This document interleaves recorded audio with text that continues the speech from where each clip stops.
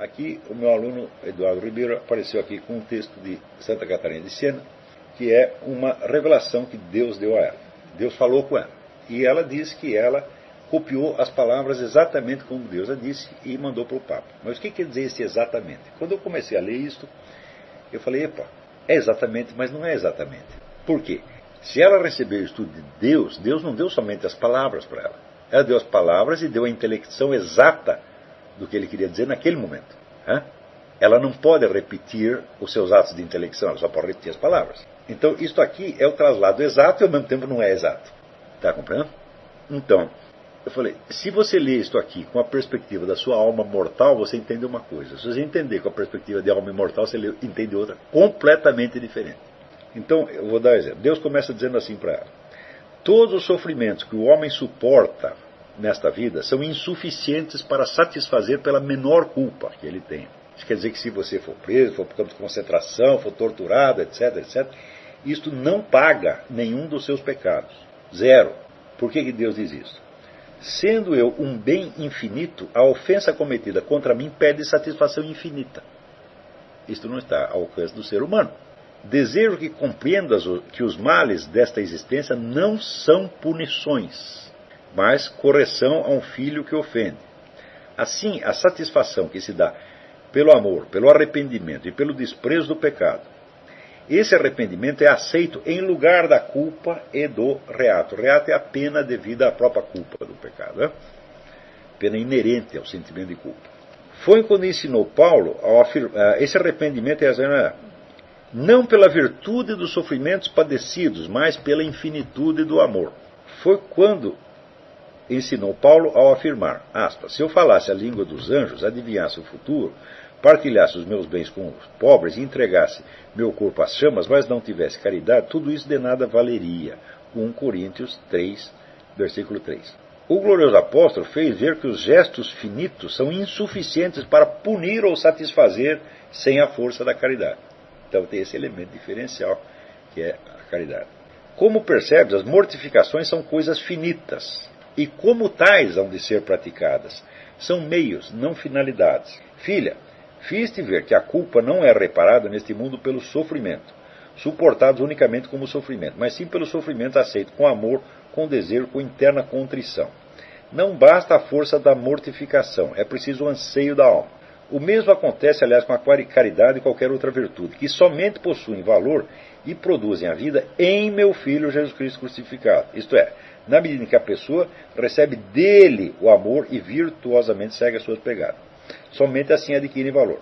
As mortificações satisfazem pela culpa na feliz comunhão do amor adquirido na contemplação da minha bondade. Satisfazem graças à dor e à contrição quando praticadas no autoconhecimento e na consciência das culpas pessoais. Este conhecimento de si gera desprezo pelo mal, pela sensualidade, induz o homem a julgar-se merecedor de castigos e indigno de recompensa. Bom, vamos parar um pouquinho, daqui a pouco eu leio o resto. Bom, acontece o seguinte, este arrependimento é perante quem?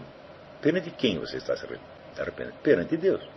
Se você encarar isso apenas na escala da alma finita, da alma terrestre, mesmo tendo a esperança de que essa alma terrestre vai ganhar uma imortalidade, tá certo? Depois de morta, o que já expliquei que é um paradoxo, toda a dialética de culpa e reparação passa a ser terrestre, meu Deus do céu.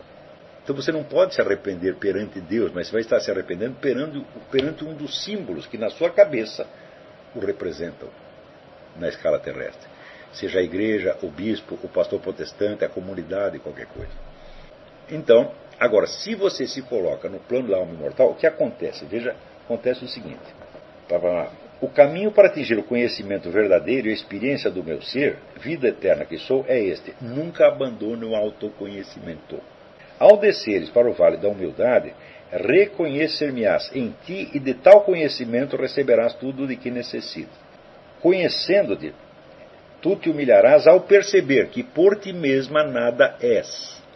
Este humilhar-se perante Deus não é dizer, eu sou um pecador, eu sou um filho da puta, eu fiz isso e mais daquilo, e fica você ficar como dizer, perturbando Deus com a narração daqueles seus infames pecados. Tá entendendo? Não é isto. A humildade é isto, ao perceber que por ti mesma nada és. Porque quando você faz essa experiência, Quer dizer, você começa a pegar, a ter o sentimento da sua continuidade. Perceber que a sua existência transcende os seus estados corporais, todos eles, transcende os seus papéis sociais, etc, etc. Então se abre para você esta obviedade. Eu tenho uma duração ilimitada. A minha alma, a minha vida, dura mais do que a totalidade da história humana. Eu sou um dos fundamentos da realidade exterior. Eu e mais todas as outras almas. Mas ao mesmo tempo que você vê isto, você vê a sua grandeza, você vê a sua absoluta falta de fundamento. Você diz, mas por que eu sou tudo isso? Da onde veio? Não tenho a menor ideia. Eu não posso fazer isto. Então, Deus está me sustentando no ser. Não é que Ele me criou no passado. Não é isto, meu Deus do céu. Você só existe nele. Só existe com fundamento nele agora, nesse mesmo instante. E a hora que você entende, isso é humildade. Humildade não é você se envergonhar perante os outros dos seus pecados. Não é você passar vergonha em público. Não é nem você ir na igreja ficar batendo no peito. Não é humildade, é isto. É você aceitar, vamos dizer, a realidade, o fundamento que você tem no ser. E entender, eu não existo nem por uma fração milionésima de segundo, sem esse fator que me tirou do nada. E como ele mesmo diz, aqui, verás que o teu ser procede de mim, que vos amei, a ti e aos outros, antes de virdes à existência. Você entende que você era apenas uma possibilidade na mente divina, e que de repente você não é mais só uma possibilidade. Você é algo que veio para ficar e que durará mais do que o universo. Meu Deus do céu! Isto é humildade. Então a humildade, meu filho, não é uma experiência moral, no sentido que nós usamos moral, de que você transgrediu isso, você fez aquilo. Não, é uma experiência de ordem ontológica. É você ver a sua própria... Você vê ao mesmo tempo. Você não pode dizer, veja a minha nulidade. Eu não posso dizer que eu sou uma nulidade. Dizer que eu sou uma nulidade é dizer que Deus não fez nada. E no entanto eu estou aqui, eu tenho a prova de que eu estou aqui. Quer dizer, eu sou algo que Deus criou para sempre. Ele não vai mudar de ideia, Ele não vai me revogar. Ele pode até me jogar no lixo, pode jogar no inferno. Mas acabar comigo Ele não vai. Porque é da minha natureza ser imortal. Eu não posso me tornar mortal mesmo que eu queira. Eu posso matar o meu corpo, posso matar minhas ideias, posso matar... Mas tem este eu permanente que está no fundo, você não mata.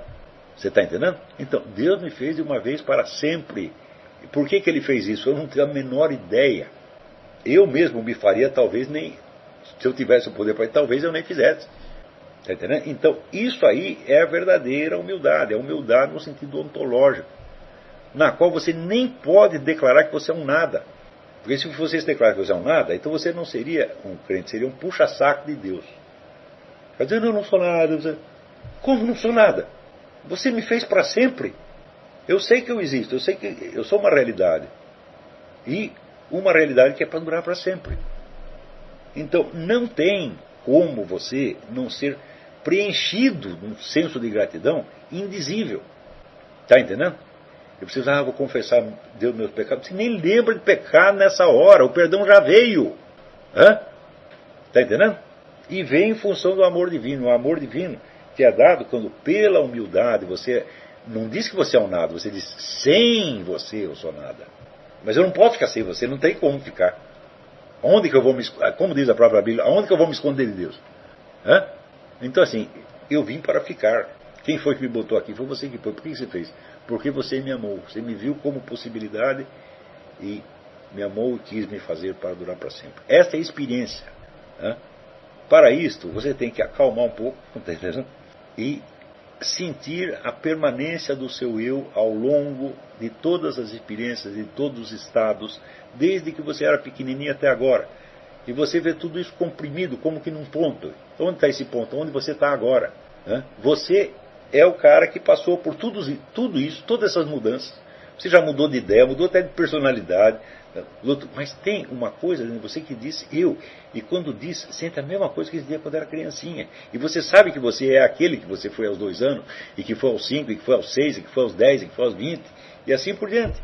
E você entende? Assim existe este ponto, que aqui você imagina o tempo como uma linha e um ponto que vai seguindo essa linha. Este ponto continua. A linha começou num ponto, ela termina outro quando você morre. Mas o ponto continua. E este ponto é você. A hora que você teve essa experiência, você entende o que é a imortalidade. Se Santa Catarina ouvisse isto com a sua alma mortal, ela estaria liquidada. Porque se você não tem uma medida da sua imortalidade, como é que você vai ter gratidão pela imortalidade? Não dá.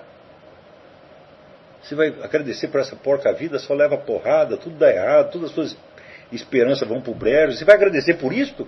Não, você fica revoltado. Porque essa vida, diz a prece da Virgem Maria, é um vale de lágrimas. Mas, quando você tem esta, mesmo que você tenha brevemente, e mesmo que seja difícil você voltar a esse estado, porque vai ser difícil, porque os pensamentos se introduzem de novo, confundem você, você perde de vista a perspectiva, porque você quer pensar. Eu digo, não, o pensamento tem que passar. Aí você tem que sentir o eu que está por baixo de todos os pensamentos. Então, isso é um exercício que eu dei para vocês. Se não fizer exercício, bom, você não vai ter. Pode pensar na eternidade quando você queira, você não vai chegar nisso. Entendeu? Então, hoje nós precisamos fazer esse exercício, mas Santa Catarina fez e eu acho que não. Eu acho que ela já estava nesse estado naturalmente. Porque a alma mortal, enquanto tal, não fala com Deus. Entendeu? Então ele diz, verás que o teu ser procede de mim, que vos amei a ti e aos outros, antes de vir da existência. Esta frase começa a adquirir um sentido para você, e você vê que disto aí depende o seu destino eterno. Porque é no momento em que você está como alma imortal perante Deus, que você pode até odiar a sua existência como alma imortal. Isso não vai acontecer para a maioria de vocês, para nenhum de vocês, creio eu, mas para algumas pessoas acontece. E isto é a condenação eterna, quando você não quer. Mas normalmente isso não acontece para as pessoas. Quando elas experimentam isso por um segundo, quer dizer, a gratidão as preenche tanto que elas se tornam a própria gratidão. E tudo que elas vão fazer daí para diante é a expressão da gratidão. Está entendendo? Então, isso é uma experiência para ser feita, não é um conceito para ser discutido. Podemos discutir o conceito depois que tem a experiência, que dominou a experiência, vivenciou aquilo profundamente e entendeu, não como uma teoria, mas como um fato, uma coisa que está acontecendo para você. E que depende exclusivamente, vamos dizer, da direção da sua atenção. Normalmente a nossa atenção vai para os nossos pensamentos, os nossos estados, tá certo? As nossas memórias, os nossos desejos, etc, etc. Se nós nunca vamos nos livrar disso. Enquanto você tiver uma vida corporal, você vai, neste mundo aqui, você vai ter tudo isso. O problema é só o foco da atenção. E a atenção tem que baixar para um nível mais permanente, mais, por assim dizer, mais lento, que sempre esteve aí. E que, por exemplo, quando te deram um nome, você conseguiu se reconhecer pelo mesmo nome que você sabia, chamar de Joãozinho a primeira vez, quando chamaram Joãozinho a segunda, você sabia que era com você. Porque não adianta o pessoal querer te vestir uma identidade de fora. Porque você não vai saber que a identidade é sua. Tá entendendo? Então toda essa coisa de papéis sociais, de aprendizado, tudo isso aí é uma fantasia de sociólogo louco, de psicólogo louco, que não entende que ninguém pode dar uma identidade a ninguém, se o sujeito não for capaz de pegar. E se ele é capaz de pegar, é porque ele permaneceu o mesmo. É a este mesmo que você deve dirigir a sua atenção. E se você não tem isso, mas você quer, eu quero ser humilde, então o que você vai fazer? Você vai viver se rebaixando na frente dos outros. Você vai desenvolver um sentido obediencialista que só vai te corromper. Porque daí chega um bicho safado, vigarista, te manda fazer o que é errado, tu vai fazer. Está entendendo? Você vai ser um puxa-saco de autoridade. Está entendendo? Porque não é para ser puxa-saco nem do Papa. Se o Papa fizer o treco errado, tu tem que chegar lá, como a própria Santa Catarina fazia, e dizer, olha, seja homem. Então, não é para ser puxa-saco. Humildade não é viver de cabeça baixa. Não é ser bonzinho. Ou como dizia o Chesterton, o cristão tem que ser humilde, não modesto. Como pode ser modesto se você é uma alma imortal, se Deus te fez para sempre? Como você pode dizer que você é um nada? Como nada? O que é isto?